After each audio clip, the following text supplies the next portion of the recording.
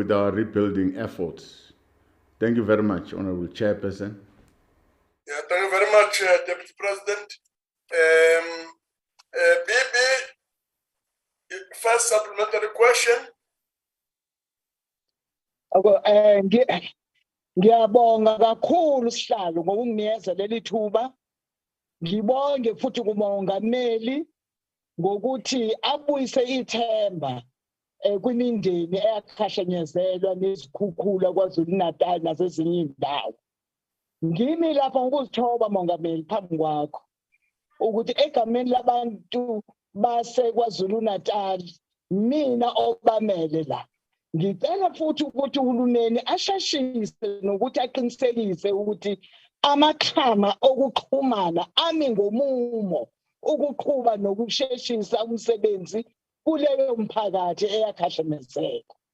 Kana njalo mongameli besicela ukuthi labo abajikeleza abafuna ukuthi baqhamuke ngensiza enikezwa abantu abahlukumezekile ezigcina bengasazitholi. Sicela sekela mongameli ukwazi ukuthi ukubheke lokho usitshele kabanzi ukuthi uzokwenza kanjani ukuthi futhi uchazele sekela mongameli izwe kabanzi maphethelo uqinisekise lolu sizo ofanele ukuthi lutholakale emphakathini.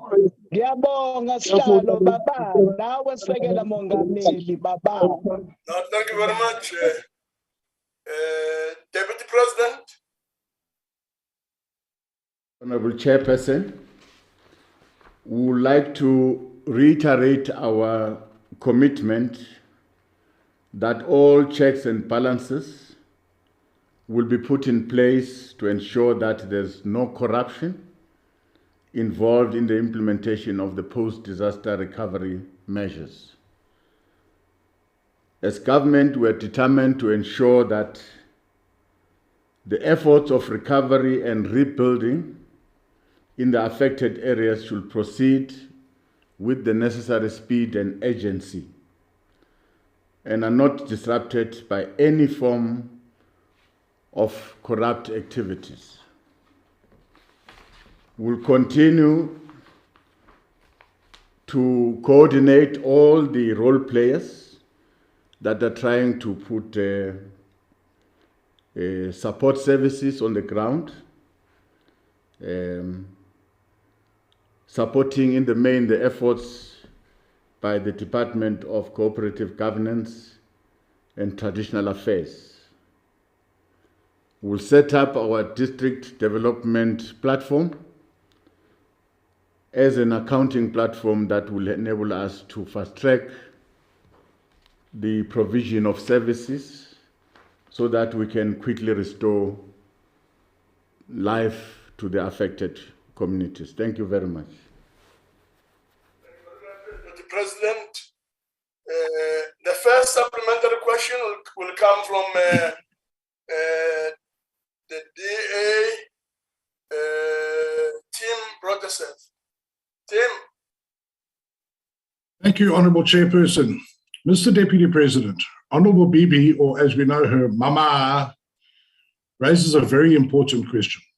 From your response, you clearly understand that the situation is dire.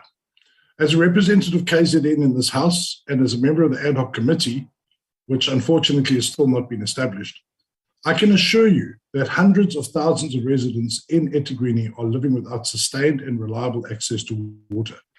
It is clear, Mr. Deputy President, that massive funding will be required. The estimates are between 17 to 25 billion. A promising start was made when on 18 April 2022, President Mabuza announced to the nation that the Minister of Finance has said that a 1 billion rand is immediately available and will be approaching Parliament for the appropriation of additional resources. In this context, you can imagine the surprise of my colleague, Honourable Francois Rogers, and the members of the KZN legislature, including the ANC, when he was informed by the KZN MEC for Kokta that there were no funds available from National Treasury to deal with the crisis. In his words, zilch, zero, nothing. This clearly contradicts the pronouncements of the President and leaves KZN in a position we will have to borrow money from other essential budgets to resolve the crisis. Province cannot afford this, and eThekwini certainly has no hope of paying that kind of money. Mr. Deputy President, I will help you and make this a simple multiple choice question. Honourable Deputy President, in terms of funding, who is being economical with the truth? A, the President, B, the Minister of Finance, C, the MEC, or D, all of the above? I thank you. Thank you very much, Honourable Chairperson, and thanks for the question. I think the Honourable Member should appreciate the fact that the disaster was so severe that even today we are still looking for missing people. A lot of operations are happening on the ground and a lot of intervention to restore life, get all the victims to be safe are happening. The Minister of Finance has directed the province to reprioritize some of their programs so that they can take care of the disaster. Whatever the shortfall will be, the National Department of COCTA as well as National Treasury will augment the shortfall. That has been established. As we are speaking, the Department of Water and Sanitation has delivered almost 82 water tankers transporting water to all the affected families. Equally so, the Department of Water and Sanitation has deployed engineers, electrical, dam safety engineers, all kinds of expertise to the affected areas.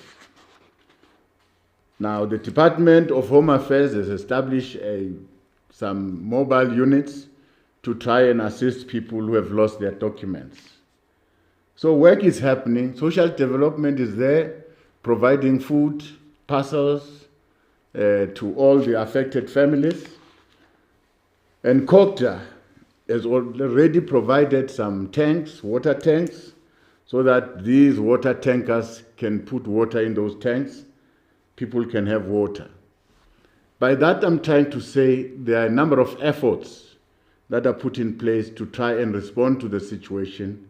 We understand the severity of the challenge, but we think in due time we'll rescue all the people there and the necessary support will be given to them. Thank you very much.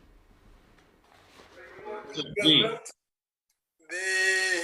next supplementary question comes from the EFF, Honorable Lutuli. Ngibonge sihlalo.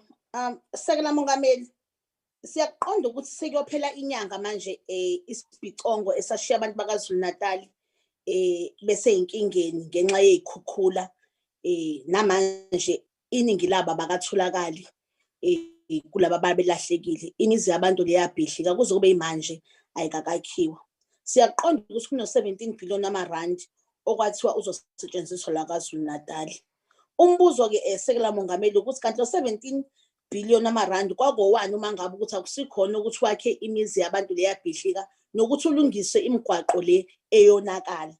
Uma ngabe ukuthi lo 17 billion ingxenye yawo uzoyakha imizi uzokwakhiwa nini ngasiphi isikhathi ukuze phela abantu bazi ukuthi balindele nini ukuthi babuyele emakhaya abo. Siyabonga.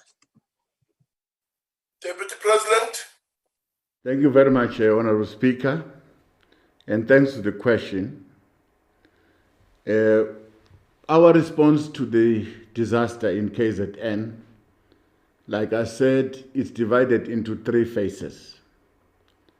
The first phase was to immediately provide humanitarian relief to ensure that all affected persons are safe, they are moved to safety places, and that some minimum basic services are met.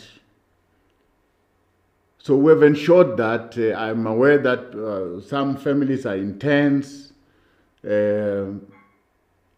we are transporting water just to give them immediate humanitarian relief.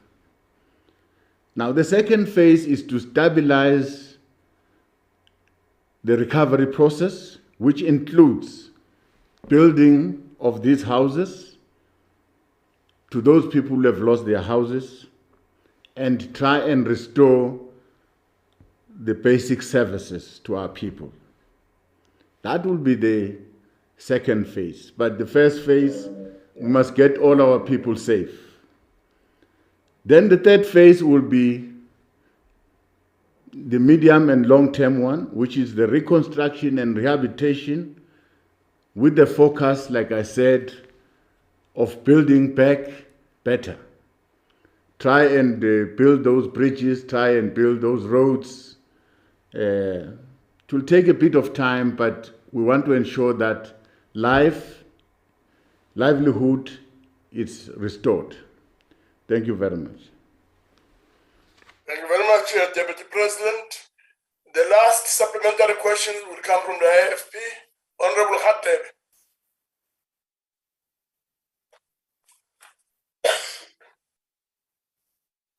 Honorable Khatib,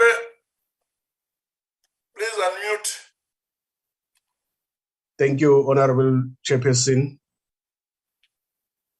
Honorable Deputy President, some services are very important, such as electricity and water, as they have major implications on the community and their ability to live or go to work.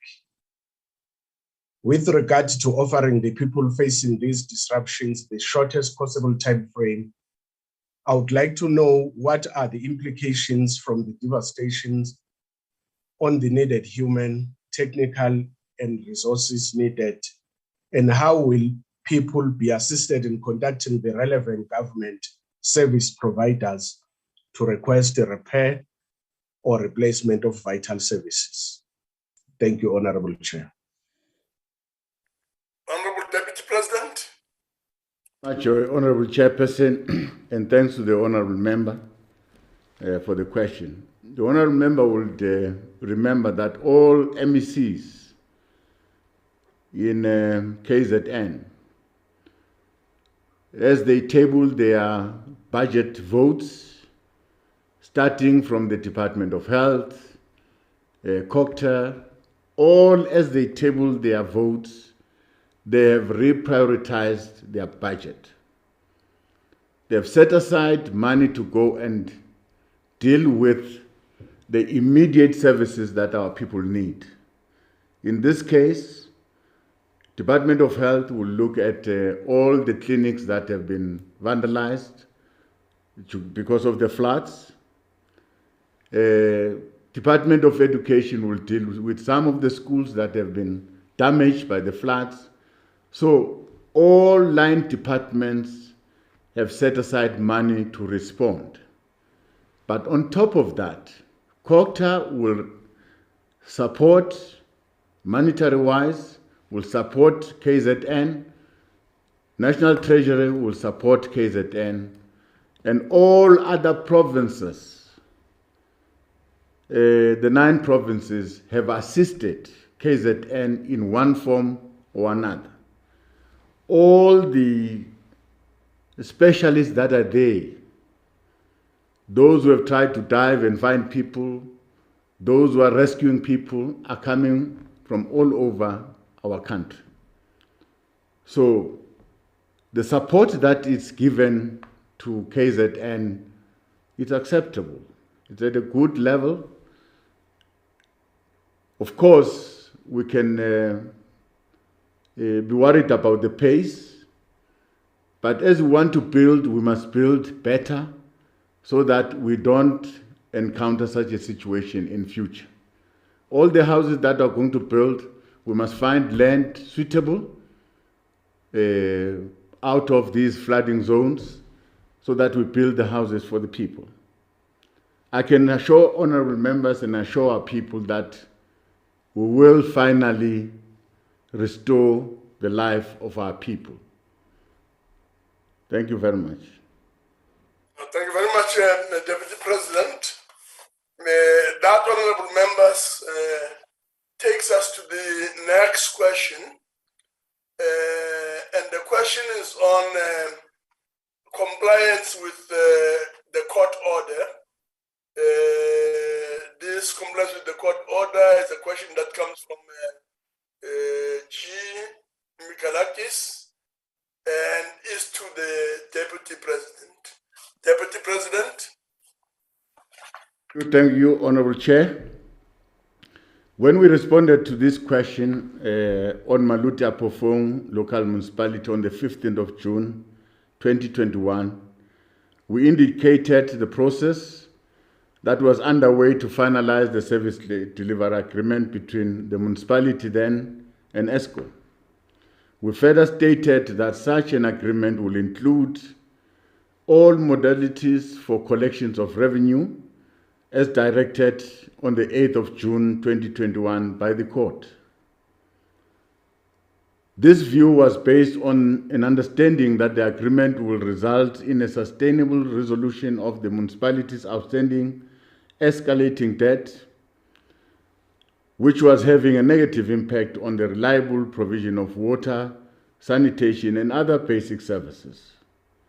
However, the court order lapsed on the 22nd of June 2021 due to some terms and conditions of the distribution agency agreement not being agreed upon and finalized by the two parties. That means ESCOM and the municipality could not finalize the agreement. Further to this, the local government elections also impacted on the smooth finalization of the activities that are linked to the agreement, including putting into effect the court order. To this end, the Department of Cooperative Governance and Traditional Affairs has advised that the two parties are now preparing to go back to court to adjudicate on the matter and for the court to grant the final order in order to bring finality to this dispute. This means that as far as ESCOM distribution agency agreement is concerned, this is still subject to the court process. Notwithstanding the court processes, Honorable Chair, the newly elected leadership in that municipality has acknowledged the debt owed to ESCOM and has equally expressed its commitment to servicing the current electricity account. This demonstrates the political will by the municipal leadership to find mechanism to reduce Maluti Apofong local municipality debt and ensure that ESCOM is paid for its services, thus ensuring uninterruption of supply of electricity to the municipality. This commitment is evinced by a joint statement on the 22nd of April 2022, wherein ESCOM and Maluti Apofong local municipality announced a breakthrough in this long-standing impasse to a smooth delivery of electricity in the area. In terms of this development, the parties have agreed that ESCOM will install protection equipment on Maluti Apofong local municipality substations.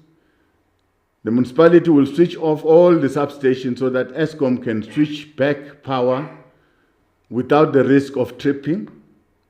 ESCOM will change the billing dates from 15 to the 28th of each and every month. The municipality will pay its current account for the next 6 months and thereafter engage ESCOM on the payment of their area's debt. Thereafter, the two parties will reopen the active partnering discussion. It is our understanding that some of these areas of agreement have already been met by Maluti Apofong local municipality.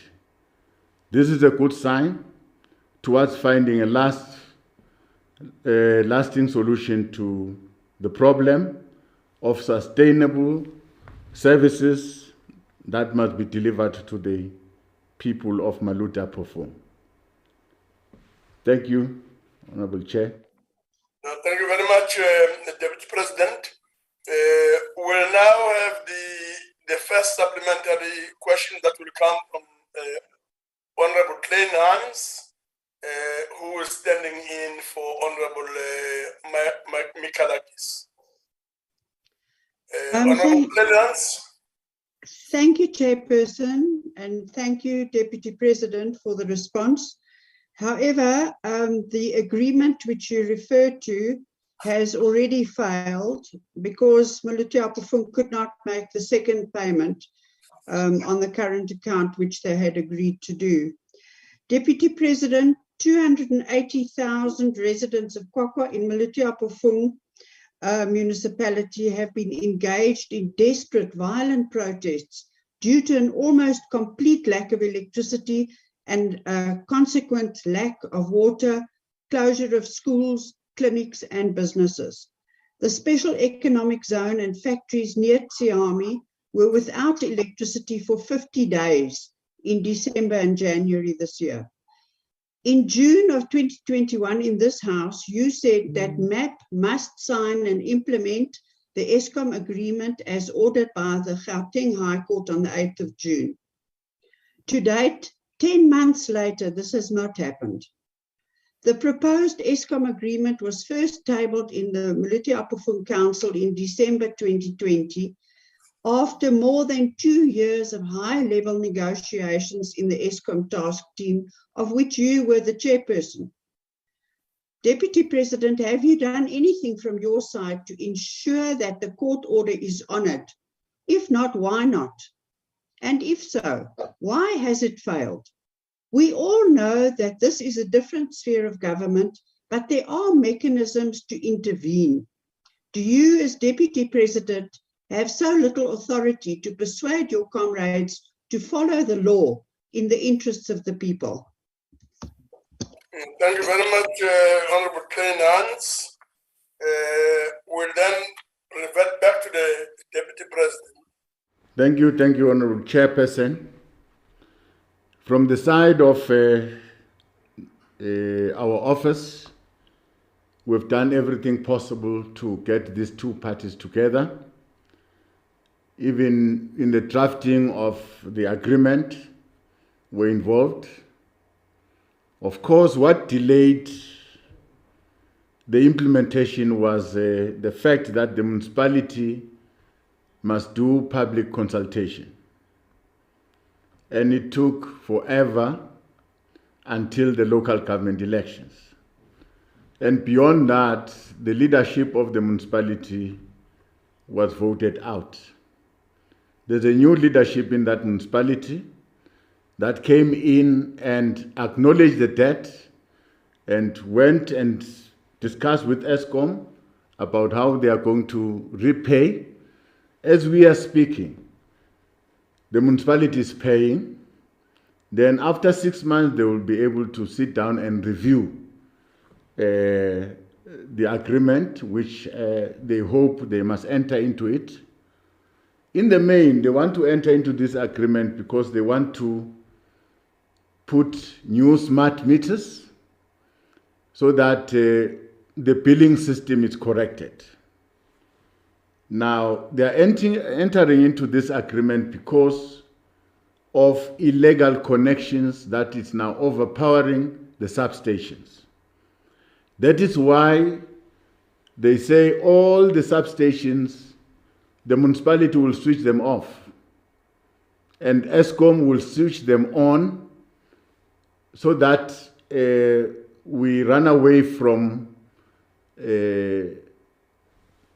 overloading the substations, because if they trip on their own, there's a lot of damage that is happening in those substations. So ESCOM should monitor the switching of this substation on and ensure that there's no further damage. So sitting here where I'm sitting, I can say, Honourable Member, that these two parties are making progress because there is now an acknowledgement and they are working together. So we should support them. Thank you very much. Thank you very much, Deputy President. The next supplementary question comes from the ANC, Honorable Todovu. Thank you very much, Honorable Chairperson, and let me take this opportunity to also thank the Deputy President for the comprehensive response to the question. And as he said, currently the municipality is under the coalition of MEP and the DA, and all of these recent problems are experienced under that coalition and not the coalition of the ANC, because at the time there were payments to ESCOM as such. And thank you very much for that response. But having said that, Honorable Chair, I want to ask the Deputy President that given the fact that the municipality and ESCOM have reached this breakthrough on a long-standing impasse on the 22nd of April 2022, what will the role of the Deputy President be as a leader of the rapid response intervention on service delivery and troubleshooting to ensure that the very same municipality of MEP and ESCOM stick to the conditions of the agreement? Because if any of the parties fail to honor the agreement, that will cause more problems to the municipality. Thank you very much, Honorable Chair. Thank you very much, Thank you, Honorable Chair, and thanks for the question. No, Chair, our role is still valid in this impasse. We're going to request the two parties finally to enter into an agreement. Because one, their billing system has totally collapsed. It's incorrect. People are being billed monies in an incorrect system. So ESCOM has agreed that they can help the municipality to put new smart meters that will give us almost a better billing system. That is one. But the municipality again is buying electricity, and the demand out there is more than what the municipality is buying. So we have got more illegal connection out there than what the municipality can afford to buy. So we need to separate all the legal connections from those people that are legally connected to the grid. And that can only be done by ESCOM, so that finally the municipality can get out of this debt, work together with the ESCOM team, so that finally ESCOM will get its money and the people will get electricity. So we'll insist on this agreement to be signed finally. Thank you very much. Thank you very much, Deputy President. The next supplementary questions come from the EFF. Honorable De Bruin. Sorry, FF Plus. So the next supplementary question comes from FF Plus. Honorable De Bruin. Thank you, Honorable Chair. Deputy President, seeing as numerous municipalities faces the same problem as Maluti performed regarding its debt to ESCOM, will it be considered to implement the same type of procedures and not necessarily court mandated, where ESCOM can collect directly from the public to ensure that debt from defaulting municipalities to ESCOM are being attended to, and especially for the municipalities that do not honor their payment agreements to ESCOM? Thank you. Deputy President. Thanks, Honorable Chair. Thanks for the question. Currently, a number of municipalities are battling to repay their debt. It's uneven. They are paying this month, they are not paying the following month. Now, we have proposed to these municipalities, as the task team, we have proposed that they should enter into an agreement with the ESCOM so that they can find a way of managing this debt and correcting their billing system so that services are not disrupted. We have not yet received responses from these municipalities. That we have done to the leadership of municipalities that happened before the elections. So we have not spoken to the leadership of the new leadership of our municipalities that were elected after the election. But I agree with the honorable member, that is the right path to follow, because mostly in these municipalities, we lack the necessary expertise to deal with this problem. So the best is to bring ESCOM closer, help municipalities to manage their electricity and their distribution network. Some of the distribution network has been breached by communities, and they are stealing this electricity. So ESCOM must come in and help the municipality to try and clean the distribution lines. So the only solution is to have municipalities partnering with ESCOM in the delivery of electricity. Thank you very much. Thank you very much, Deputy President. The last supplementary question will come from the EFF. Honorable Muletsane. Thank you, Chairperson. Deputy President, the delay in reaching an agreement reveals lack of leadership capacity and lack of willingness to manage or resolve the electricity crisis in this country. As just last month in April, 3 members of the community of Makwani in Kwakwa were shot with live ammunition during a protest while demanding restoration of electricity.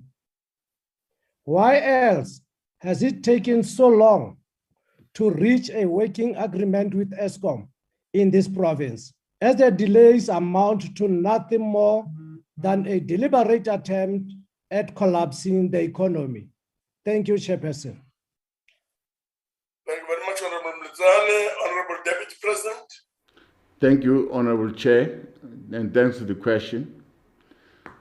The honorable member will appreciate the fact that local government is a sphere of government on its own. It's autonomous. Now, the only way to intervene in a municipality, we have got different legislation that can allow you to intervene. In our case, we're trying to bring 2 parties together to find a solution. We're not imposing ourselves. We're looking at what is best for the people. In this case, I must say, however, that we were disappointed by the leadership of the municipality then, because they were dragging their feet, not willing to enter into this agreement with ESCOM. And I'm saying this time around, we're encouraged by this leadership that is now leading the municipality, because on their own volition, they've approached ESCOM, they've acknowledged the debt, and they've made arrangements to pay. And they're going to review this arrangement after 6 months. So we are now entering a new phase, which is giving us hope, because the leadership of the municipality is now prepared to work with ESCOM to deal with the problem. That will encourage. Thank you very much. Thank you very much, Deputy President. This takes us to the next question, which is question 9. And this question is on stimulating and or supporting rural and or township economy. Stimulating and or supporting rural and or township economy. This question is all raised by Honorable Khai and is directed to the Deputy President. Deputy President. Thank you, Honorable Chair. Government understands the negative impact of inefficient business processes and regulatory barriers on business investment and activity.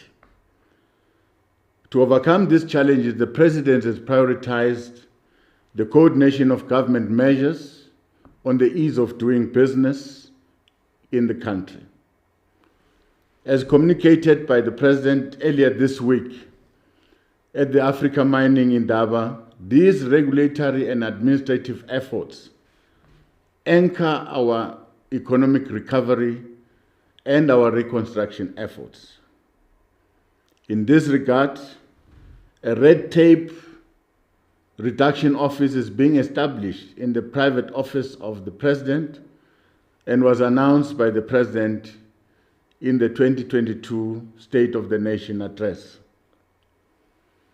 This work augments initiatives that are already underway through Operation Vulindlela, which is focused on resolving regulatory reform blockages in network industries, speeding out the issuing of mining licenses and water licenses, as well as environment authorizations.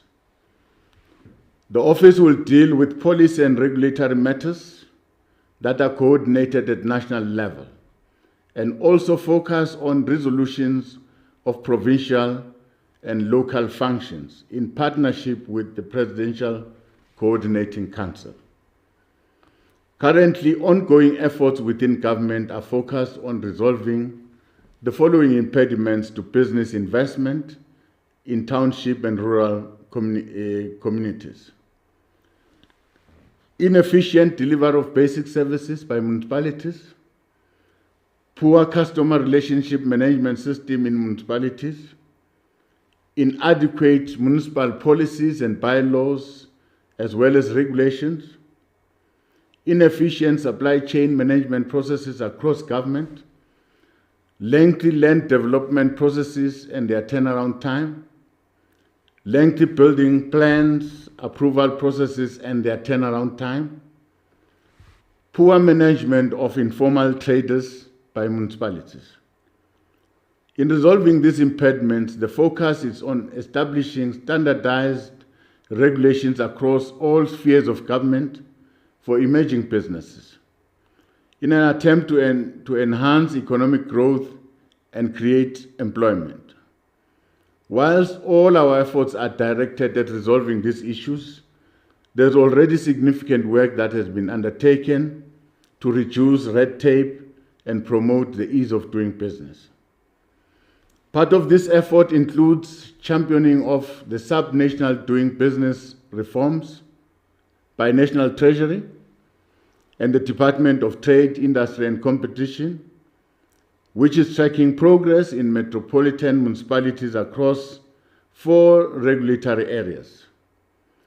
These address issues of construction permits, getting electricity, registering property, and enforcing contracts.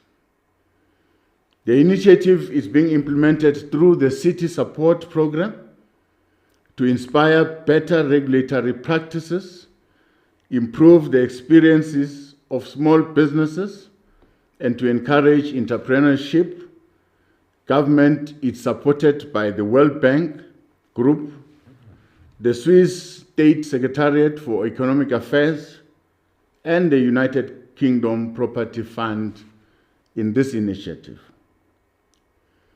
Indeed, we have found that there are good practices in South Africa comparable to other developed countries. Of course, there's a potential for improvement through emulation of good practices where we may be lacking. Since the start of the Sub-National Doing Business Reforms Initiative, a number of key reforms have been achieved, which have benefited SMMEs irrespective of their location. This includes the launch of the Bees Portal, which is a new integrated digital platform for companies to register to ensure smooth and seamless business registration. Simplifying construction permits through automation and circulation internally of site development plans for stamps, by the Land Use Management Department within all metropolitan municipalities, reducing the number of procedures, time and cost for SMMEs to obtain permanent electricity connection and supply, and to improve the reliability of supply, transparency of tariffs, and the price of electricity. Registration of property has been made more transparent by publishing the list of documents required in conveyancing on the new deeds website, and less costly by reducing the transfer tax. Thank you very much. Thank you, Deputy President. The first supplementary question will come from Honorable Khai. Honorable Khai. Thank you very much, Honorable Chairperson. Greetings to the Deputy President, and thank you very much for the response. Honorable Deputy President, the red tape in government around approval of licenses and other business-related applications is both systemic and a deliberate act by some government officials while soliciting bribes and kickbacks. Accordingly, government efforts to enhance the ease of doing business, as announced by the President in the State of the Nation address, is not just about enhancing efficiencies, but change of values, mindsets, and work ethos in favor of transforming the economy to benefit the majority. Honorable Deputy President, are there plans and programs for reskilling and retraining of public servants across the three spheres of government about this new approach, and will there be consequences against the public servants who want to continue with the red tape and corruption? Thank you very much, Honorable Deputy President. Thank you very much, Honorable Khai. Honorable Deputy President. Thank you, Honorable Chairperson. We must at the outset say as government we are committed to only not root out corruption, but to strengthen the environment in which public representatives and officials alike perform their duties and responsibilities to the highest standards of ethics and integrity.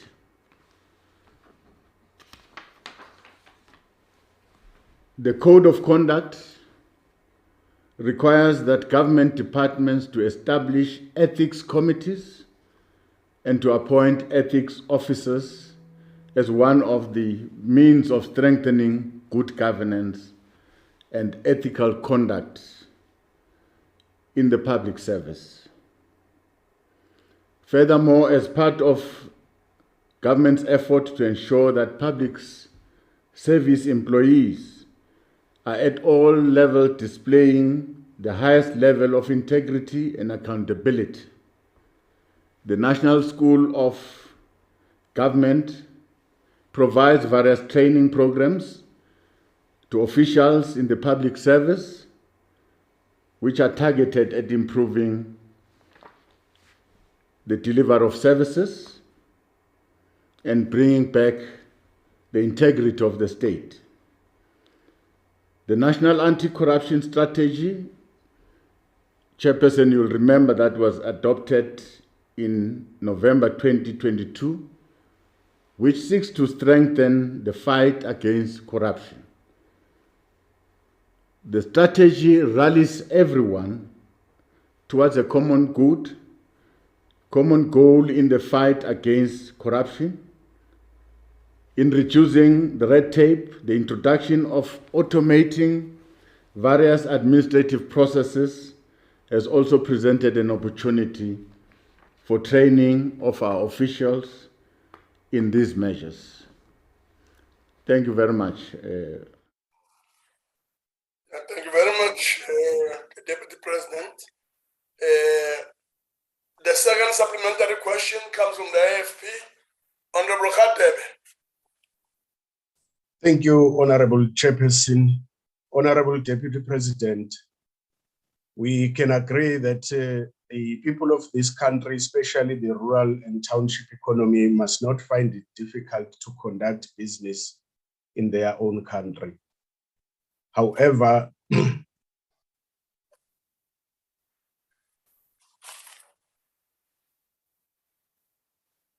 Honorable Khatebe, please unmute and go on. however, legislative requirements are not always a bad thing, as it protects illicit activities which impact on economies such as rural and township due to copper theft. Given the losses that PRASA and ESCOM face due to copper cable theft and the effect on these economies, I would like to know whether government will consider imposing tighter regulations on recycling companies to trade copper and rather grant licenses to certain companies to receive it in a bid to stop theft and maintain records. If so, how will all types of economies be allocated these licenses to trade copper? Thank you, Honorable Chair. Thank you very much, Honorable Khatebe. Honorable Deputy President. Thank you very much, Honorable Chairperson. As government, we have committed ourselves to deal with inefficient delivery of basic services by municipalities together with provincial governments. We are going to work together with these two spheres of government where we're going to converge at the district level. So we consider that platform a very important platform that will enable the three spheres of government to talk to each other. It's at that level that we're going to deal with inadequate policies in municipalities, inadequate bylaws and regulations. We're also going to deal with supply chain management and the lengthy process of land acquisition, and the turnaround time should be shortened. The time we take in approving a business plan or a building plan, whatever plan, the time we take to approve an environmental assessment study, all those needs to be shortened so that we can allow businesses to do their work as quick as possible. But that should not mean that we're going to allow illicit behaviors. We're going to open door for criminals to come and corrupt the system. But we were also interested in pulling all the informal traders and make them formal through our bylaws, through our regulations, so that everyone who's trading is trading in a formal way, recognized way within the laws of this country. So we're going to resolve all these impediments at the district level, where we meet with municipalities and meet with provinces. Because some of the roles belong to municipalities, some of the roles belong to provinces, and some of the roles belong to national department. So together we must meet and shorten the time to do business. In that way, we'll be dealing with the red tape. Thank you, Honorable Chair. Thank you, Deputy President. The next supplementary question comes from, with the 10th supplementary question, comes from Honorable Apleni of the EFF. Chairperson, I'll be taking this moment of the EFF. May I continue? Please proceed. Thank you, Chairperson of the Council. Deputy President, what we are seeing in the Ministry of Small Business is completely clownish and playing with people's minds. And these people are those who are serious about doing business. They suffer because of lack of consequence management from the ANC government. Those who defrauds the system knows that there's absolutely nothing that is going to happen to them. Don't you see this move of directing, dealing with the red tape to the presidency as a duplicate of responsibility between the presidency and the Ministry of Small Business? And in a way, do you agree that this move might be translating into a motion of no confidence on the Ministry of Small Business? Thank you, Chair. Thank you very much, Honorable Mkause. Honorable Deputy President. Thanks, Honorable Chair, and thanks to the Honorable Member. I don't see this move really as showing a vote of no confidence to any minister, but I think this move is trying to address a real problem, which does not really rely on what is happening on the Ministry of Small Business. There are a number of ministries that must also deal with the red tape. I can put an example of the Ministry of Environment, Forestry and Fisheries. They are responsible for EIAs that takes ages to approve. A business will wait for an EIA to be approved before they can start. It will take a year. And we are also concerned as government, this side we're saying people must come and invest in our country, and we take a year to approve an environmental assessment study. Now, to give a license, water license, it takes 2 years. So we are now busy with all these red tapes. We are shortening the time frame. We want to know why it should take a year, why it should take 2 years to issue a water license.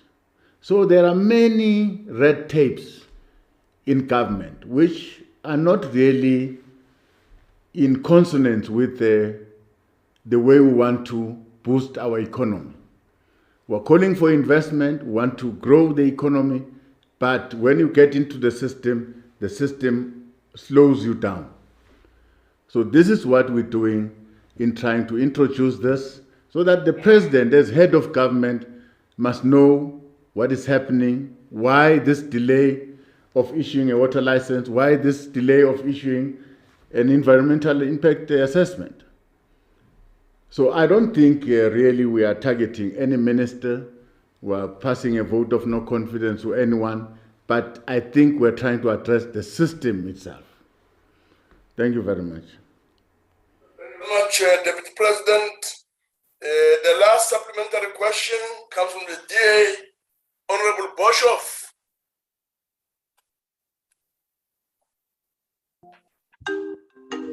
Thank you very much, Honorable Chair. If I may, good afternoon, Honorable Deputy President. Deputy President, will you today prove to us that you really care for township and rural development by, 1, agreeing to adopt the Ease of Doing Business Bill as introduced by the DA to the NA, 2, by committing to ensure that the Gauteng Township Economic Bill, which was promulgated into law on Friday, 29th of April, 2022, does not run roughshod over the constitutional rights of foreign nationals. And 3, finally, tell us how you will handle all the possible threats levied against you and your government to challenge this law by a pro-migrant lobby group. Thank you, Honourable Chair. Thank you very much, Honourable Boshoff. Honourable Deputy President. Thank you very much, Honourable Chair, and thanks for the question. Well, as government, we are open to any persuasion. We're open to listen to any advices that seeks to improve the current condition. And we will be happy to look at the DA's proposal. But remember, a proposal is a proposal. We can take what is good from the proposal and leave what we think is not good. I think we should appreciate that. But from the side of the President, we have acknowledged the shortcoming and the failure of government to support business. Now, this initiative that the President has taken to introduce this office in his inner office is to try and respond to this challenge. And I think it's adequate. We've got now 2 separate offices. We've got Operation Vulindlela, which is also seeking to look at the progress of implementation of our programs. Why the delay?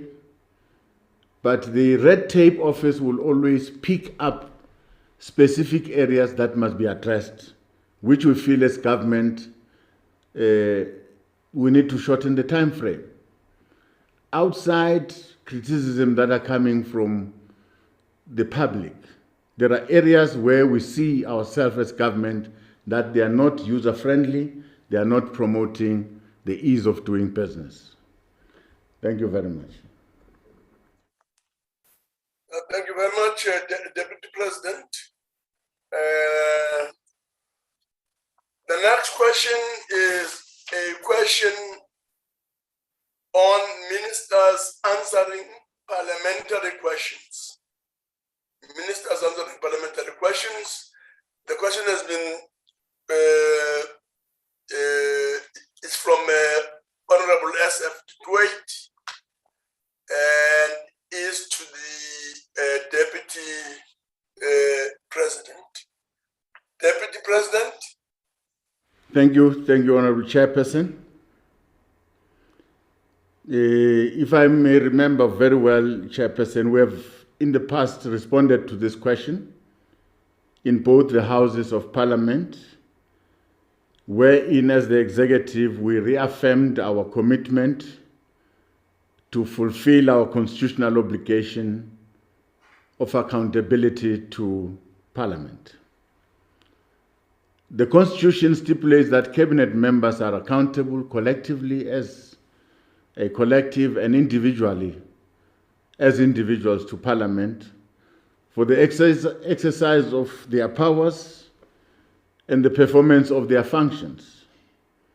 To give effect to this, Parliament has developed its own mechanism to monitor outstanding responses to parliamentary questions by members of the executive.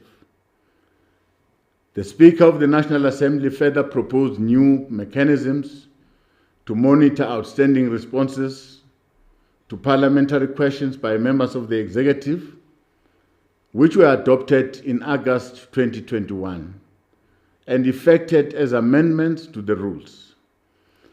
Similarly, we've used the same mechanisms to monitor responses to questions from National Council of Provinces. For our part, the Leader of Government Business in Parliament has taken the necessary steps according to the rules of Parliament to ensure executive accountability to Parliament. At every Cabinet meeting, we present a report on parliamentary matters, including scheduled appearance of ministers through their various clusters to brief and account to Parliament. As part of this report, the status of all outstanding responses to questions for written reply in both the National Assembly and National Council of Provinces is presented to Cabinet. We do write to members of the executive, request them to prioritize responding to unanswered written questions? That's why it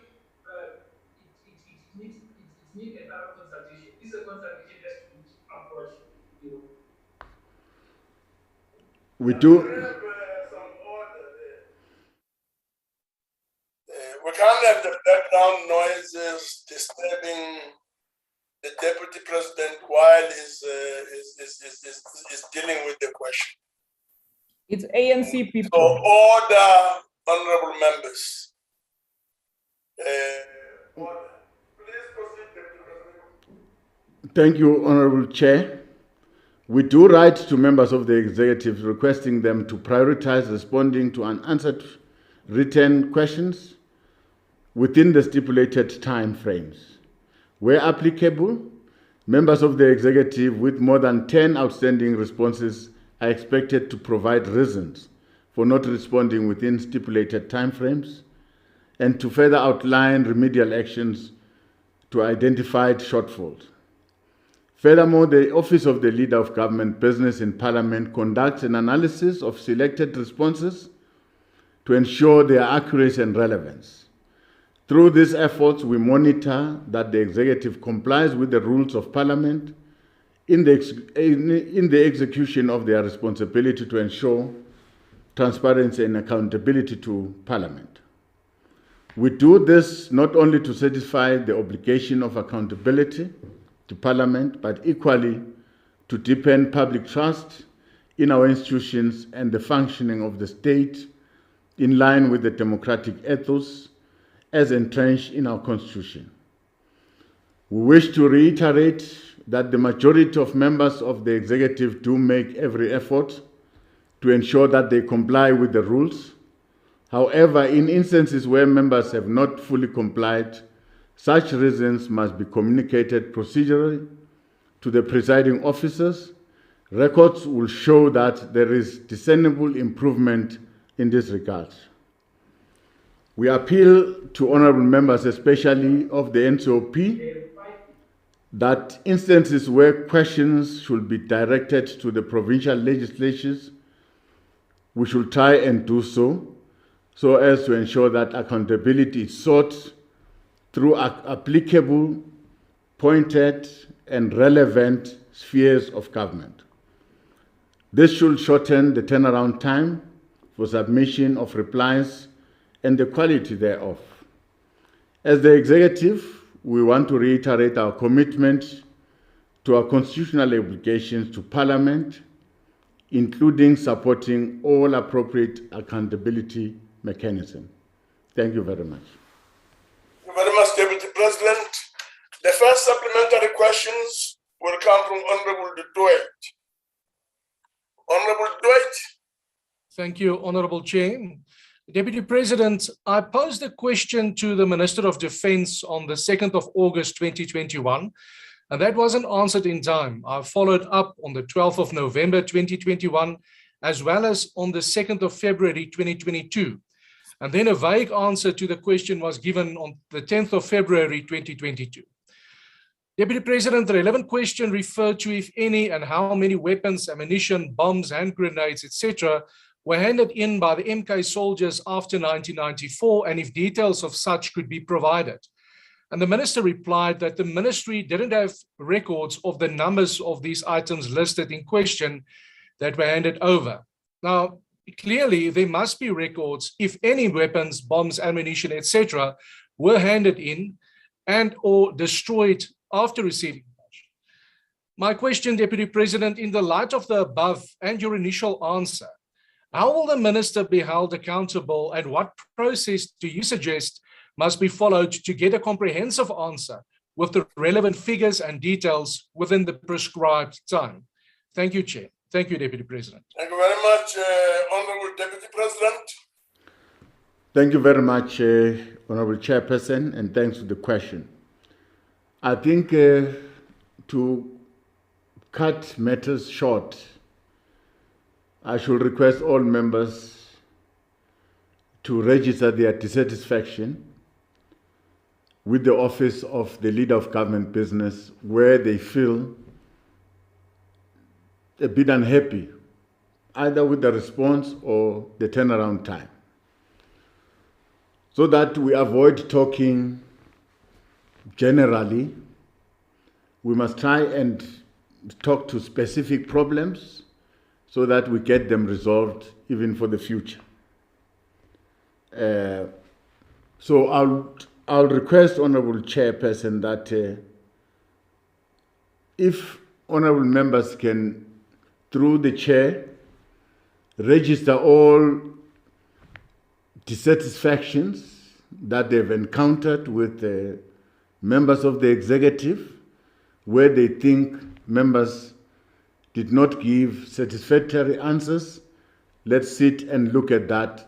That is why there's an office of leader of government in parliament, so that we can talk and address these matters. I don't think ministers are doing this deliberately just to avoid accountability. We know, all of us, that we are accountable here as a collective of ministers.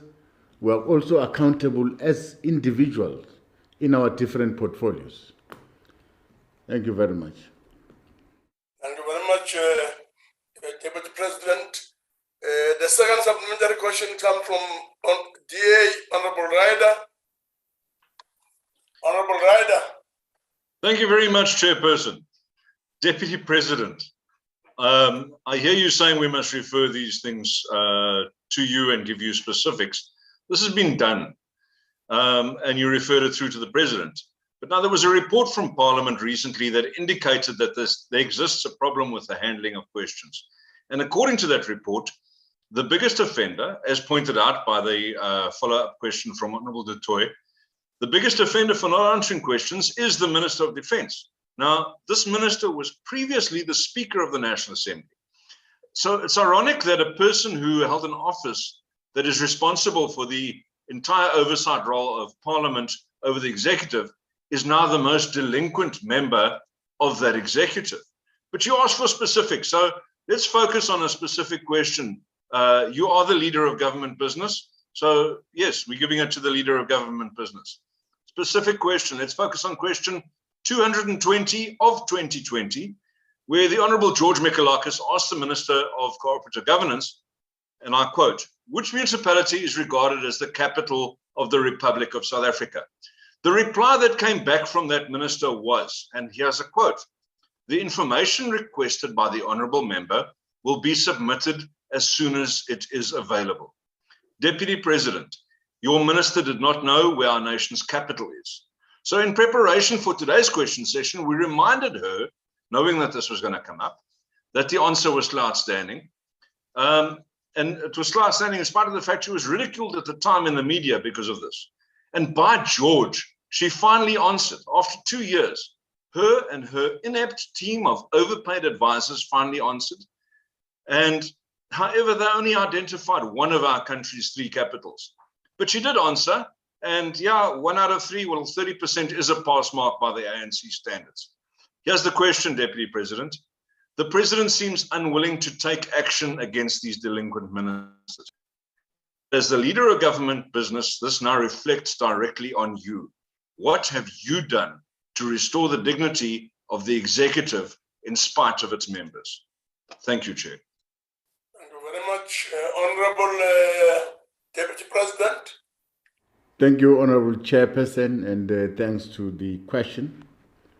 I'm happy that we're now narrowing everything to becoming specific.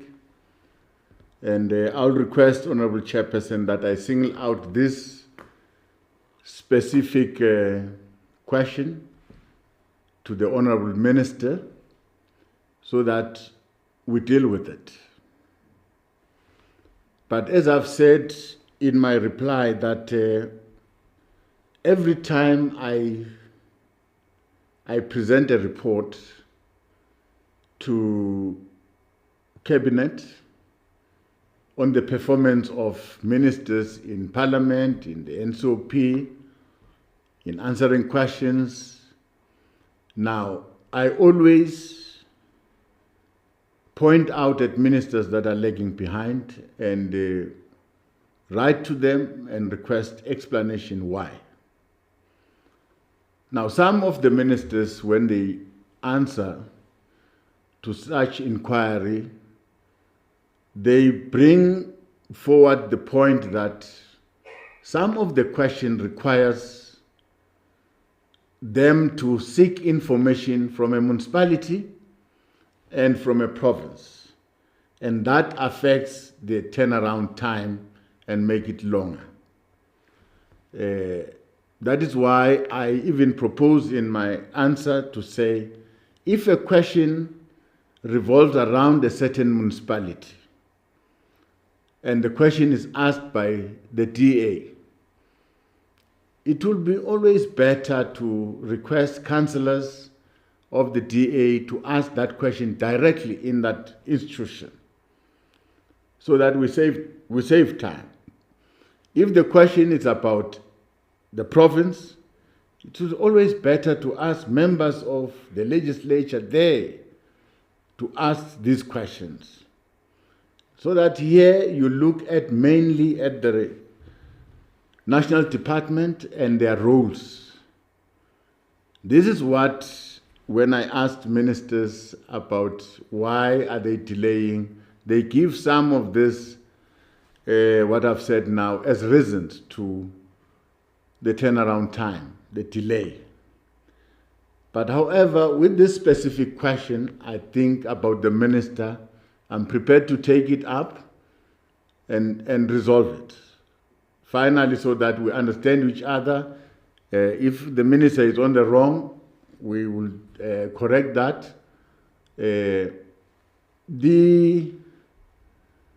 essence of the leader of government is to ensure that we do comply. And you are correct to always remind us to say, no, we are not complying here, we are not complying here. But I'm here and I'm saying, I want to take up this matter because complying here is not a matter of choice. It should be an obligation that we carry as the members of the Executive Council. Thank you very much. Thank you very much, Deputy President. The third supplementary question comes from Honorable Lehihi. Honorable Lehihi.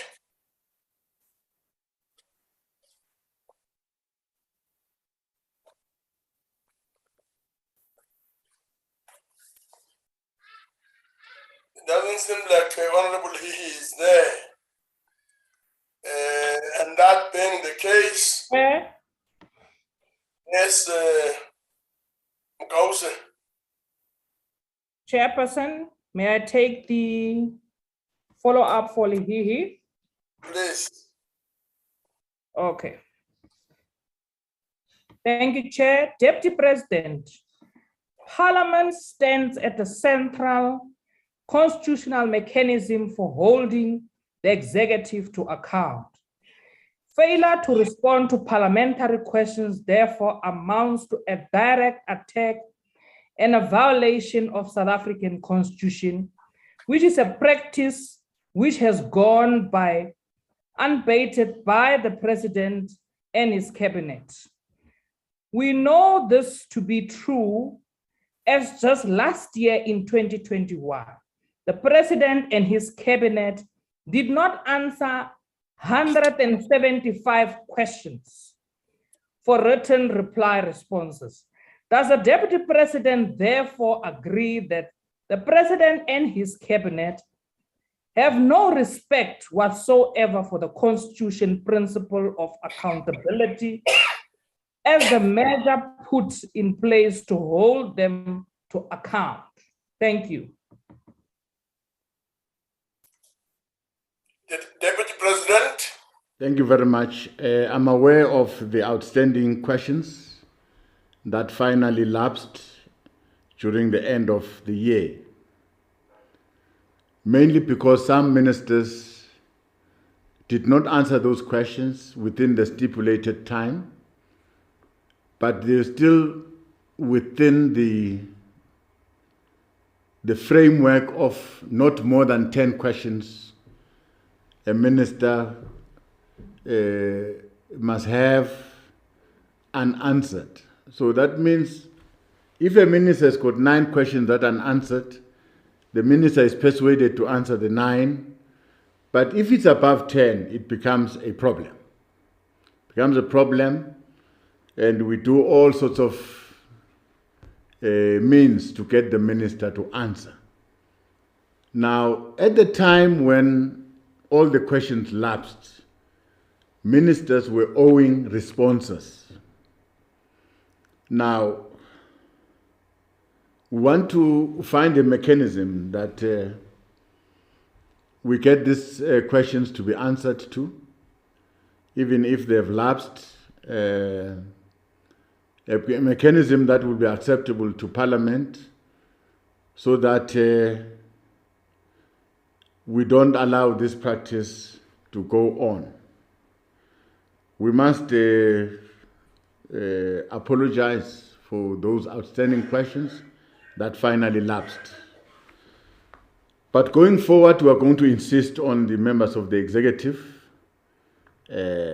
Myself and the president, we don't owe any questions. It might be ministers that are owing questions.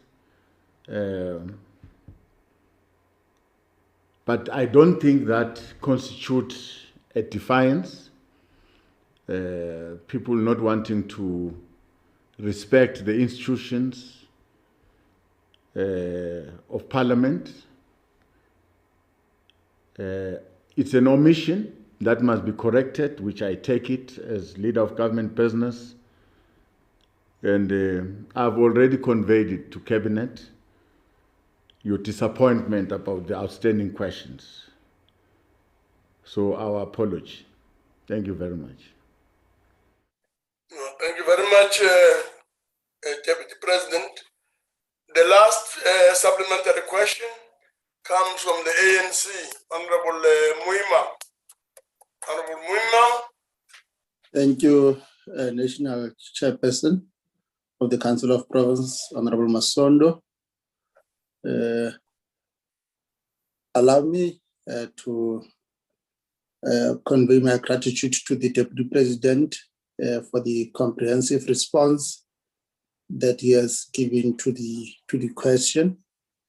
And in his response, the Deputy President made reference to an analysis of selected response to questions in order to ensure accuracy and accountability.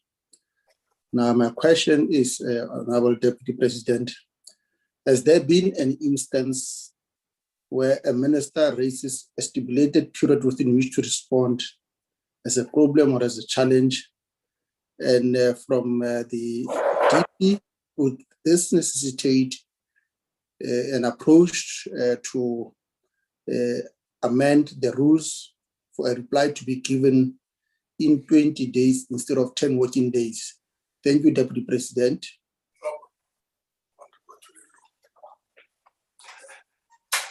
Honorable Chair. Thank you.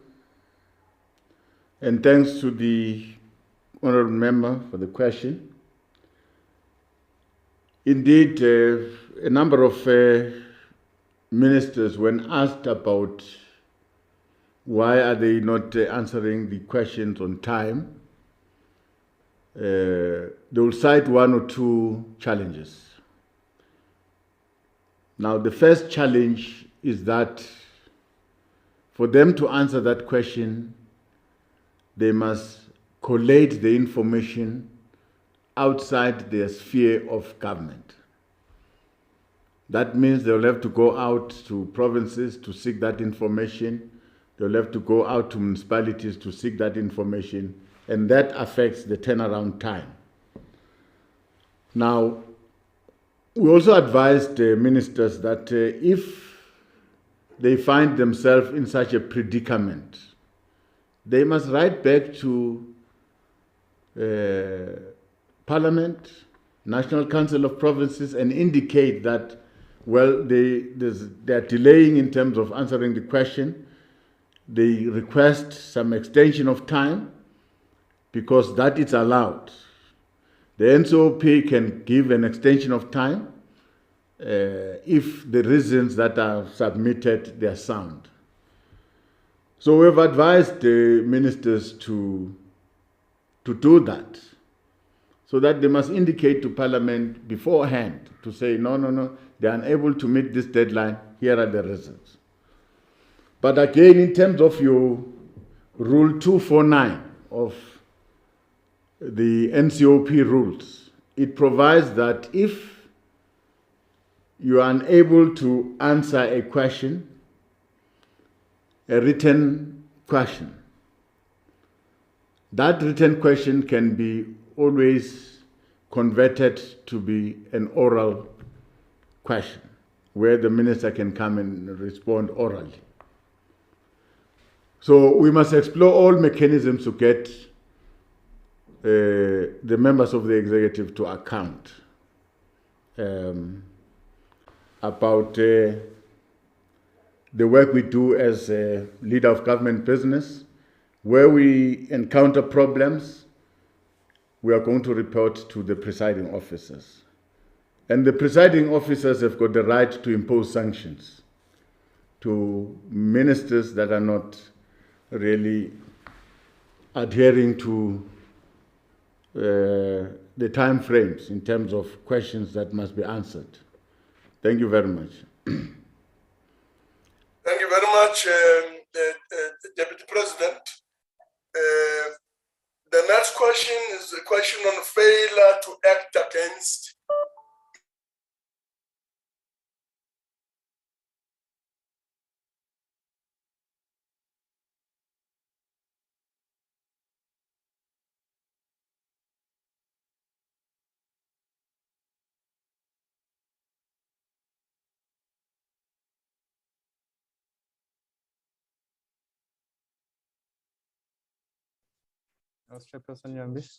Thank you, honorable members. I can see that we have lost the chairperson, but the next question was going to be asked by Honorable D.S. Christian, was asked by Honorable Christian to you, Deputy President. Thank you.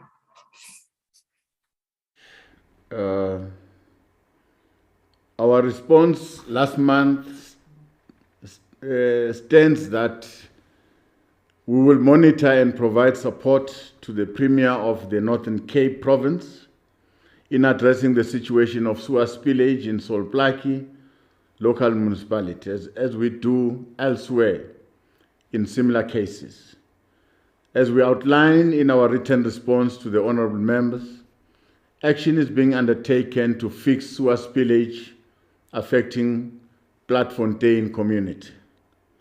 In this regard, the Provincial Executive Council of the Northern Cape has established an interdepartmental committee that must identify the main causes of the sewer spillage in Platfontein, assess the extent of the damage, and submit a costed plan with recommendation on how this challenge will be resolved.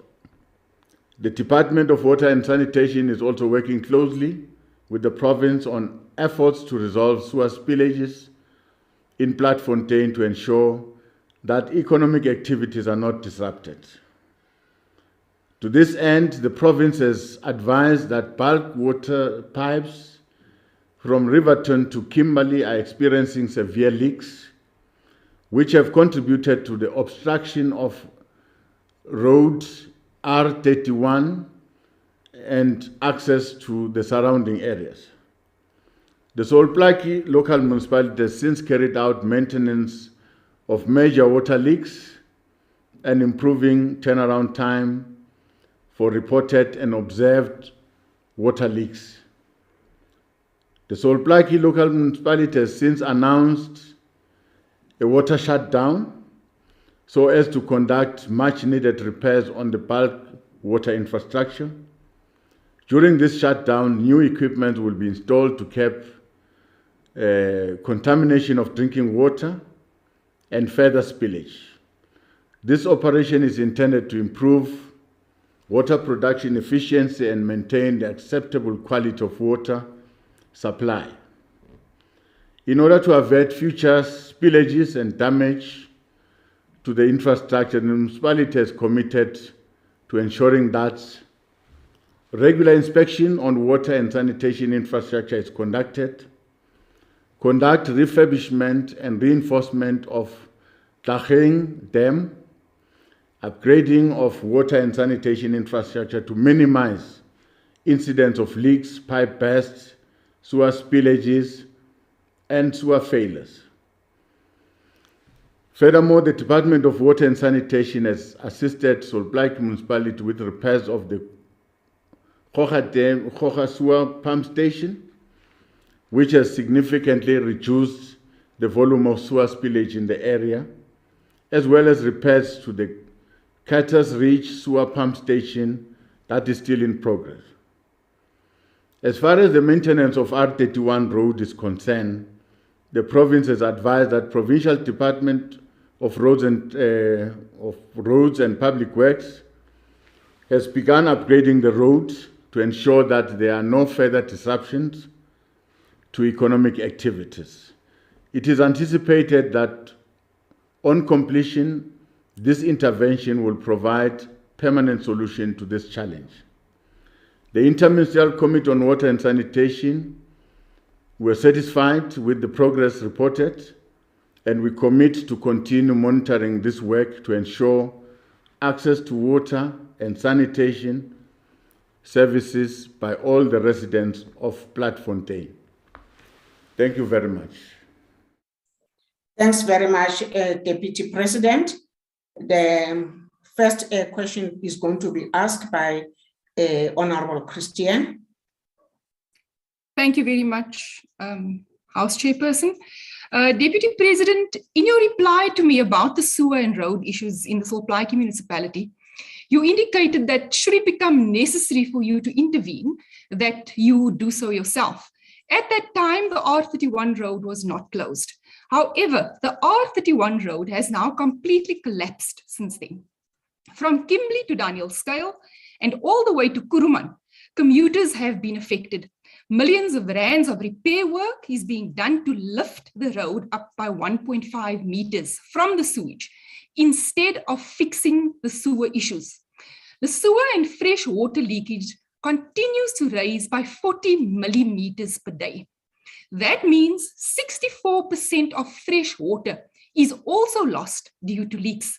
And no matter how high they lift that road, Deputy Chairperson, it is a temporary solution as that sewage and fresh water continues to leak. Sewer is now also spilling to the N12 road in Kimberley.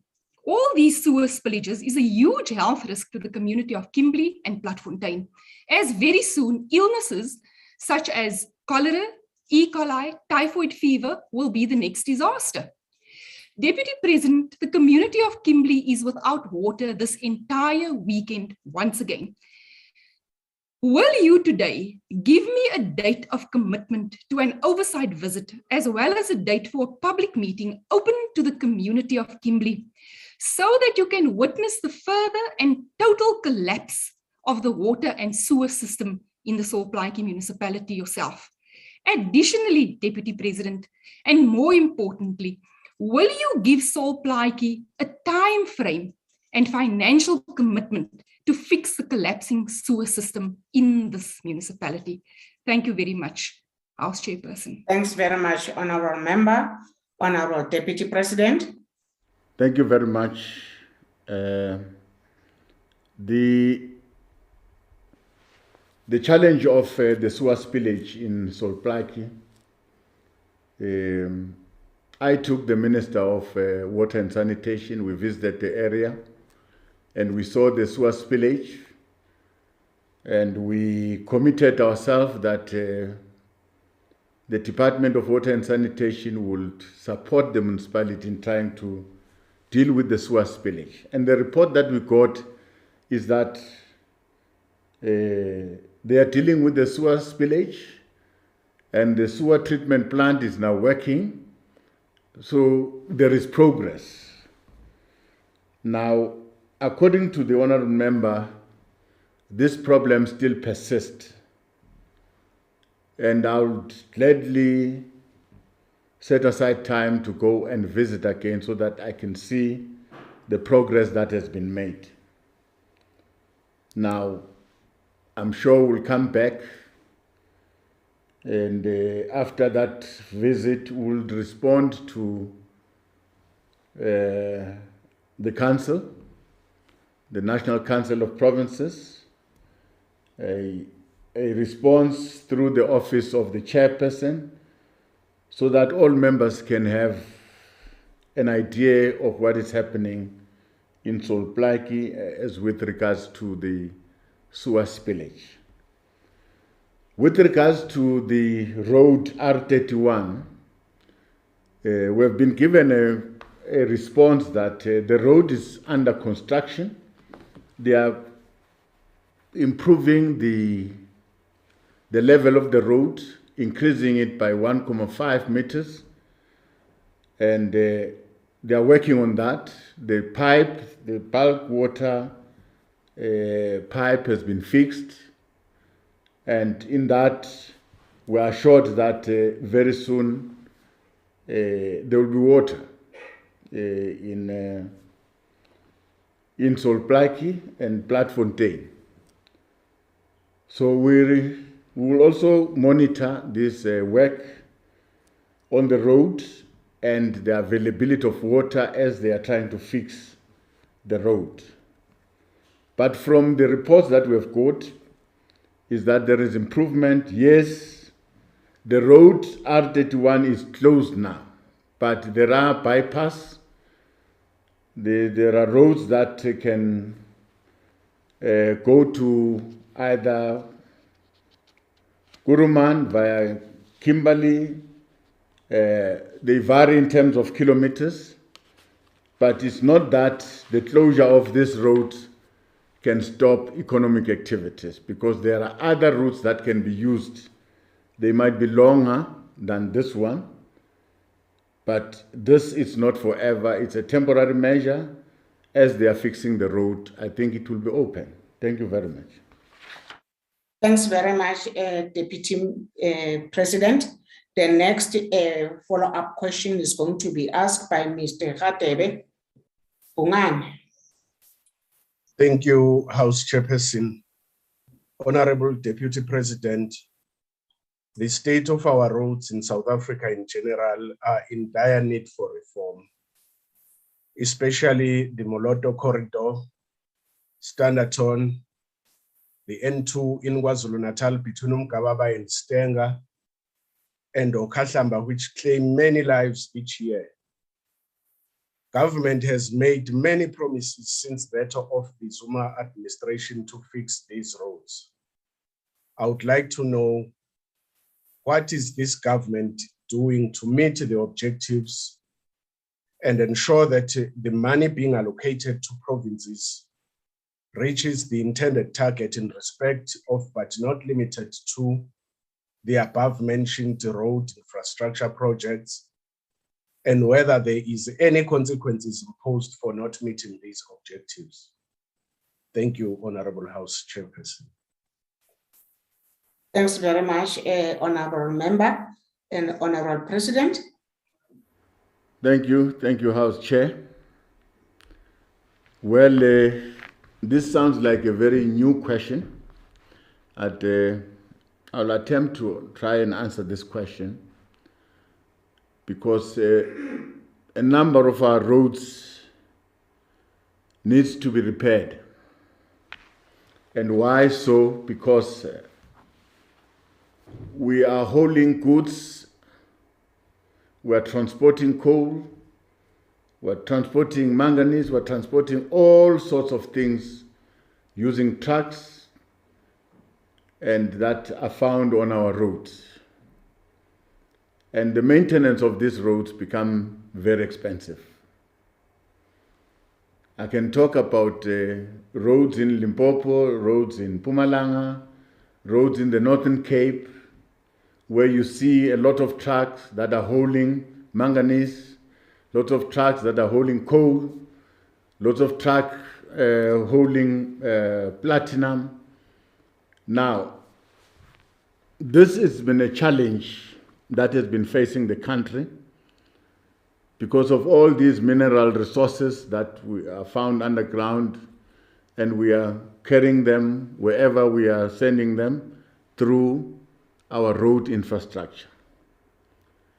Now, the best decision that we have taken is to get this through rail.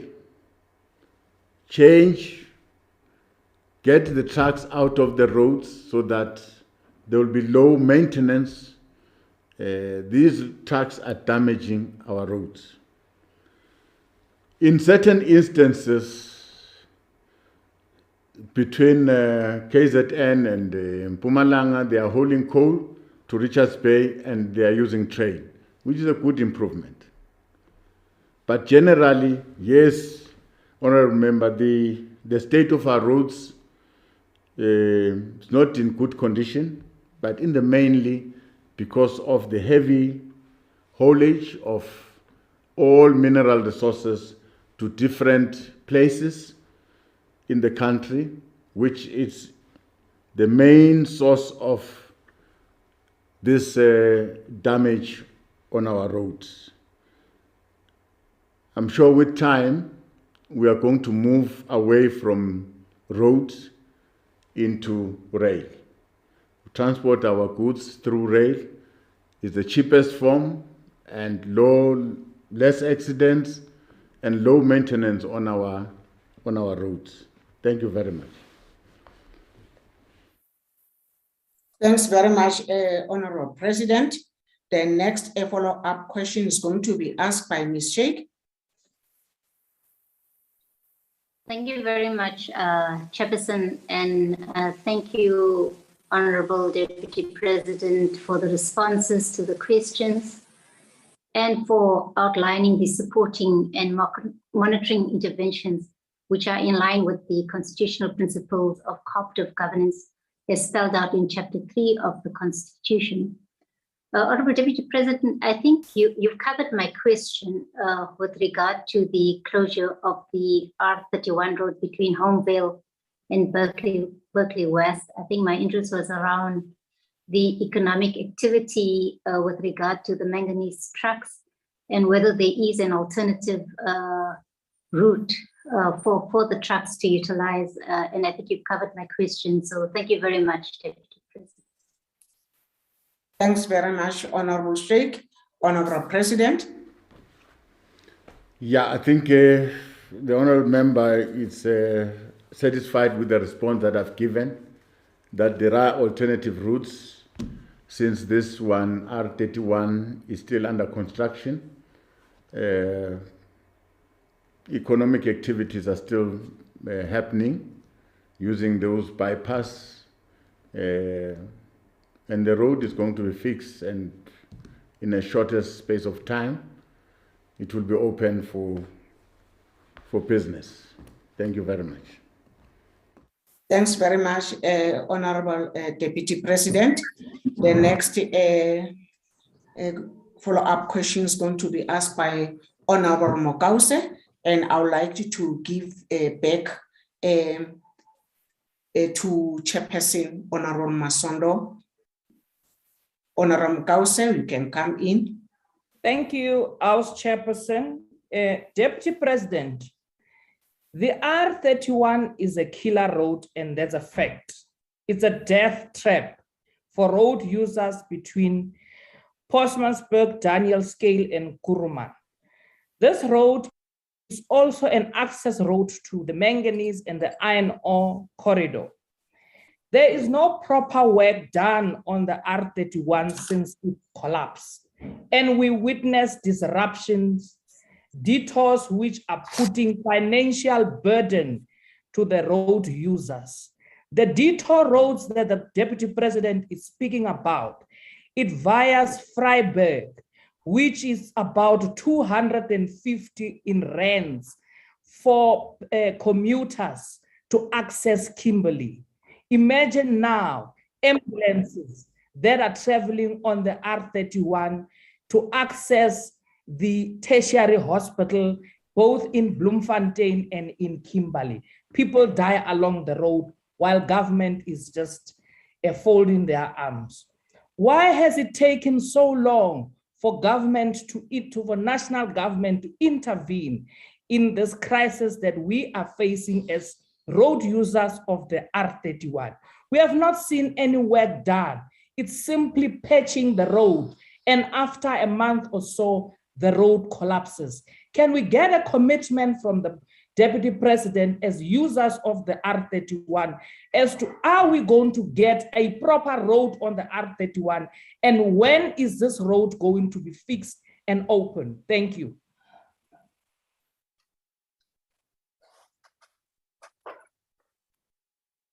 Thanks, Honorable Member, Deputy President. Thank you, House Chair. Well, in response to the Honorable Member's question, the road is now under construction. In certain parts of the road, yes, you're correct, we're fixing potholes. But in certain parts of the road, the road is being lifted because it's under wetlands. Where it passes, there are dams alongside and affecting the road. So the road is being lifted. We have committed to go back and see the kind of work that is being done there, and also to monitor the sewer spillages and probably give feedback in terms of the work that is being done. We're doing so because we visited the area at the request of this House, and if the House is not really satisfied with what is happening there, we'll once again take a visit and see for ourselves whether the work done on the sewer spillage, the work done on the road, it's satisfactory. We can all rest assured that we'll have our road back in a good condition. We'll have the sewer spillage stopped in all communities in Bloemfontein. So I'm confident that the provincial government will try its best to deal with the road. The national government is putting money in terms of dealing with the sewer spillage, and I'll go and monitor those projects and probably give the House a written feedback. Thank you very much. Thank you very much, Deputy President. We'll now move on to the last question. And the question is on correcting design defects at power stations. This question is from Honorable Tisi Mudise and is directed to the Deputy President. Deputy President. Thank you very much, Honorable Chairperson. From the onset, we must admit that Kusile and Medupi power stations have not achieved the desired levels of performance and reliability. This is due to a combination of operational, plant design, and maintenance inefficiencies. In order to establish for ourselves the progress being made in correcting the identified challenges, which in the main involve design effect of the power plant, the political task team on Eskom undertook an oversight visit to Kusile Power Station. We have stressed to the management of Eskom our stance that the defects identified at Mdupe and Kusile Power Station must be corrected expeditiously to avoid further project delays and cost escalation. We can report that Eskom is making progress in developing and implementing effective technical solutions to the major plant defects at both Medupi and Kusile, in line with the plant defect correction plan. As part of implementing this plan, the major design modification at all units at Medupi resulted in a substantial improvement in the availability and reliability of the commissioned units at that power station. These units are now consistently achieving the design output with the exception of Unit 4, which suffered a generation failure, resulting in a prolonged outage. There are, however, long-term modifications to the milling plant that will still need to be carried out when maintenance outages are scheduled. Similar modifications have been carried out at Uksile 1, Uksile 2, and Uksile 3 currently on the planned outages for design defect correction. The time frame for the completion of the boiler plant defect solution is October 2023, and corrections to the milling plant will be completed after December 2027, depending on the outage availability of units. Honorable Chair, in addition to the following principles have been built into the process of correcting the design defects in Uksile and Medupi power stations respectively. All defects are dealt with in accordance to contractual conditions. Liable contractors are being held accountable. Eskom has also reached an agreement with boiler contractors in terms of which total boiler defect corrections cost will initially be split on a 50% share basis between Eskom and the boiler contractor at both Medupi and Uksile. In order to ensure good governance and compliance with Eskom's commercial and procurement process, Eskom is utilizing its legal team to redraft the contract and to recover costs from liable contractors. We want to take this opportunity to commend the parliamentary oversight and work undertaken by SCOPA, the Portfolio Committee on Public Enterprise, and the NSOP Select Committee on Public Enterprise for communication to keep Eskom on check, thus ensuring it delivers on its mandate. The recent SCOPA visit at Medupi and Uksile Power Station complement the work of the task team on Eskom and ensure that collectively we make Eskom work for the people of South Africa and the economy respectively. We remain concerned that Eskom may have somewhat inadequately addressed the SCOPA's recommendations after the 2019 oversight visit. More specifically, the continued shift in terms of the projected completion dates on the Medupi and Uksile project. In the main, the inability of Eskom to address SCOPA's recommendation on Uksile and Medupi power stations and the shift of the completion date was impacted by the implementation of the COVID-19 risk-adjusted strategy. All of this resulted in interruptions to construction, the supply of technical parts, which ultimately affected maintenance work and meeting the completion dates. With regards to other governance and administrative recommendations, progress is being made to ensure that systems of accountability are enhanced.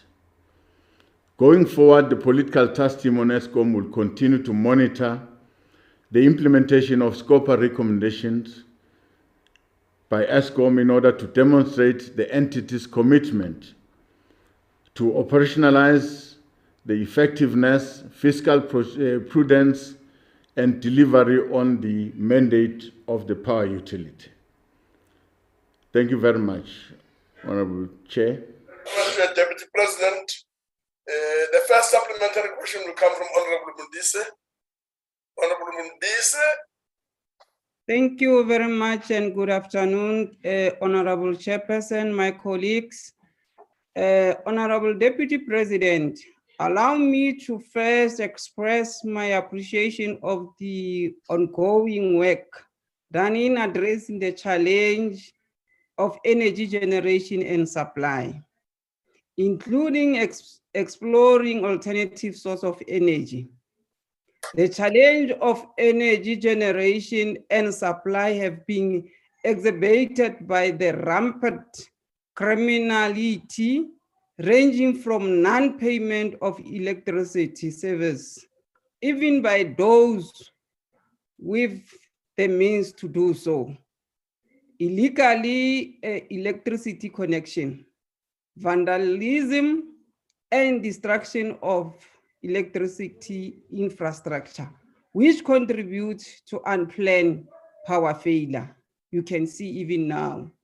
Honorable Deputy President, my question is there any integrated plan by government department within the 3 spheres of government to safeguard and protect the entire ESCOM electricity network and infrastructure using the existing advanced technology? Ke a leboga, modulasetulo. Thank you very much, Deputy President. Thank you, Honorable Chairperson, and thanks for the question. Well, Honorable Chairperson, the entire grid, the network that transmit energy from power station to the end users, that grid belongs to ESCOM. All the power lines that you see, they belong to ESCOM, and ESCOM has got a responsibility to maintain and ensure that these power lines are safe from all kinds of criminals. There's been no problem in terms of the grid, except in cases where there are disasters. But ESCOM has got the capacity to fix those. As the task team on ESCOM, in trying to assist ESCOM in terms of their revenue collection, we've put aside a multidisciplinary revenue committee, which comprises of departments like COCTA, departments like Public Works, to ensure that government departments are the ones that must be seen paying for the electricity that they consume. I can safely say here that all national government departments have paid their debts. We're struggling in terms of municipalities. Some are paying, but they're defaulting at time. We're still dealing with that aspect of our revenue collection. There is, of course, some growing concern from members of the task team about the inability of certain municipalities to pay. And therefore, I've heard also members of this House proposing that the kind of agreement that we are working on between ESCOM and Maluti, that should also be escalated to all other municipalities that are unable to pay, which I think it's a proper way to go. But all in all, there is progress in the right direction in terms of the maintenance of the grid, the network. More work needs to be done at the distribution point where municipalities are taking the electricity to households. There we must still do some work in terms of illegal connections to remove those, because that's where we lose electricity. Thank you very much. Thank you very much, Honorable Deputy President. We'll proceed to the second supplementary question from Honorable Mkause. Honorable Mkause.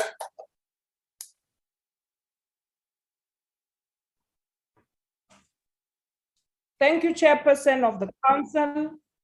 Deputy President, ESCOM board member President Mabuza went to Scopa and absolved ESCOM management of any responsibility of the mess that ESCOM is in, and laid a blame squarely at the ANC government. Whilst blaming the ANC government is correct and is in order, what is the presidency's view on her refusal to account for the failures of the present leadership at ESCOM, taking into account that the present leadership has been in power for a couple of years now? Is it correct to also put the blame of load shedding squarely on this leadership of ESCOM? Thank you. Deputy President. Thank you very much, and thanks for that question. Well, with regards to ESCOM, we've got a board there that is responsible for the day-to-day management of the utility, and we've got the administrative arm of the utility that is led by the CEO. So really, as a person who's leading the task team, I've not seen any interference, either by myself, who's leading all the ministers that are trying to assist ESCOM. I've not seen the interference of the minister responsible. So that can be debated, the interference that is spoken about. All we're trying to do is to try and help ESCOM to meet its obligation. All what we can request is that the board must do its work. The board must ensure that they deal with the problems that are affecting ESCOM. Let us all work together. It's pointless to point fingers at each other and leave the challenges. It's up to this generation, which is confronted with this problem, to stand up and solve this problem. We'll be failing the nation, we'll be failing our people if we'll continue pointing fingers at each other and not resolving the problem. So the duty of the political task team is to try very hard to ensure that we put a helping hand, help ESCOM to deliver on its mandate. The country must have reliable energy supply so that we can create the necessary jobs that we need. We can allow businesses to grow. In turn, we'll be able to deal with unemployment, we'll be able to deal with poverty and inequality. Thank you very much. Thank you very much, Honorable Deputy President. The third supplementary questions come from the Brain, FF+. The Brain. Thank you, Honorable Chair.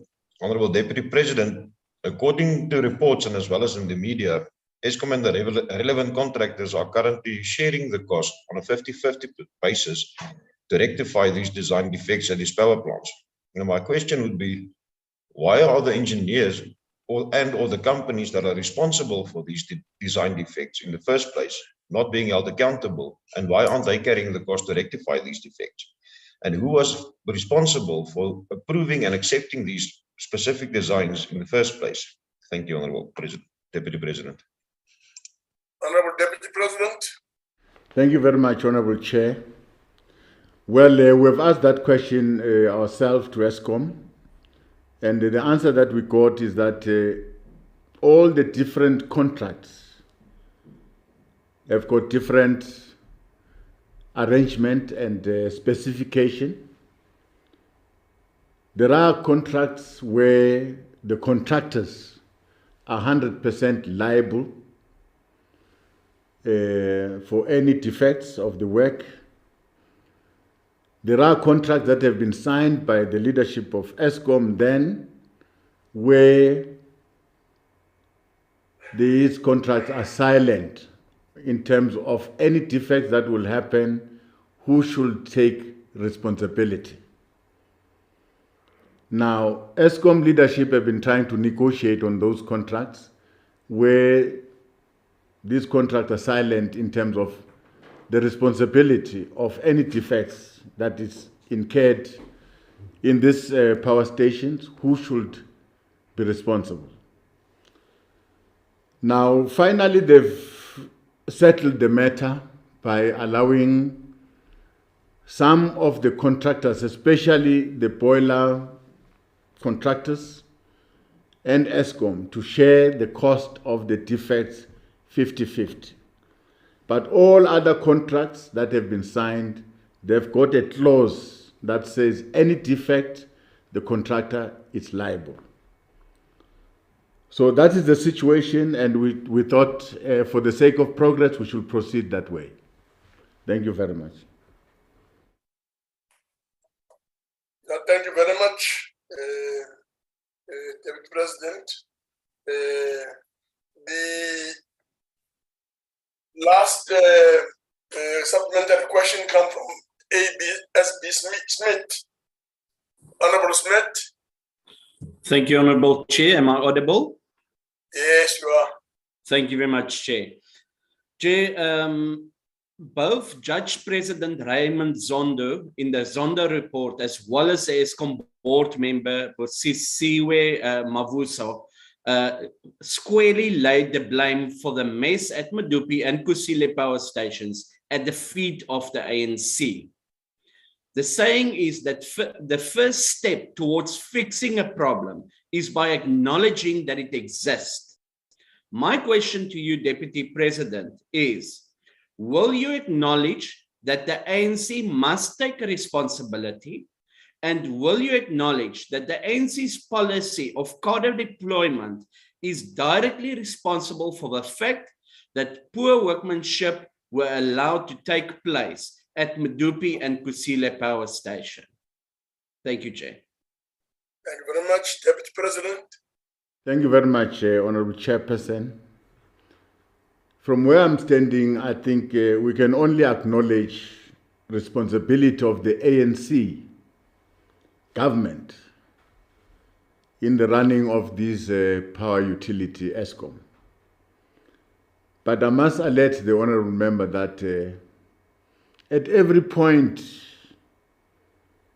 in the life of ESCOM, there's been a CEO, there's been directors that are responsible for the running, day-to-day running of this power utility. Ever since, there's been a board that is responsible. Up until we are told what was the responsibility of those structures, the board itself, the administration, all the directors that are there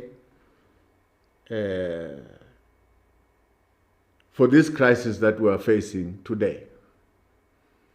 Because what I can tell you is that what I see in ESCOM, it's the lack of maintenance of these power stations, is the cost overrun of the two new built, that is Medupi and Kusile. We have incurred a lot of overruns, and there are design problems, which it was supposed to be the responsibility of the engineers that are working in ESCOM, as well as the CEO at that time, to ensure that we avoid these unnecessary costs. We avoid these unnecessary defects. However, this is not a way of running away from the responsibility, because the government of the day is the government of the ANC. But there are people who have been appointed in different positions in this power utility to do certain specific jobs. Now, I can tell you that at a certain point, these people that have been appointed, they failed. They failed the government. But I said, there's no use to point fingers at each other. Let us fix the problem. The problem is that we're faced with aging infrastructure that we must decommission and find alternative energy generation mechanism, especially concentrating on renewable energy, which we are making progress. Currently, we have connected over 1,500 megawatt of energy into the grid, coming from renewables. This is not going to be a permanent problem. We're going to get out of this problem, but it needs all our efforts and our positive mindset. Thank you very much, Chairperson. Thank you very much, Deputy President. That, honorable members, takes us to the end of the questions directed to the Deputy President. I would therefore like to take this opportunity to thank the Deputy President and all the special delegates for